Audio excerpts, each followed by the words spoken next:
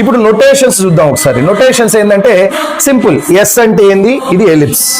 ఇప్పుడు నాకు ఎలిప్స్ ఎట్లా ఇచ్చాడంటే x² / a² + y² / b² = 1 అని ఇచ్చాడు. దీన్ని నేను ఎస్ అని అనుకోవాలనంటే ఈ 1 ఉంది కదా, ఈ 1ని లెఫ్ట్ సైడ్ తీసుకొని రావాలి. అంటే x² / a² + y² / b² -1 అని అనుకోవాలి. ఇది ఎస్ అయింది. ఇప్పుడు ఇది ఎస్, ఇది ఎస్. S1 అంటే ఏంది, పార్షియల్ సబ్స్టిట్యూషన్. x(x1) y(y1) అని రాయాలి. దీన్ని పార్షియల్ సబ్స్టిట్యూషన్ చేస్తాం. ఇది S1. దాని తర్వాత S12 అవసరం లేదు. వాట్ ఈస్ S11 అంటే పాయింట్ని P(x1, y1) అనే పాయింట్ని మనం డైరెక్ట్గా సబ్స్టిట్యూట్ చేస్తే దీంట్లో డైరెక్ట్గా సబ్స్టిట్యూట్ చేస్తే x(1² / a² + y(1² / b² - 1) అని వస్తుంది. అర్థమవుతుందా? So this is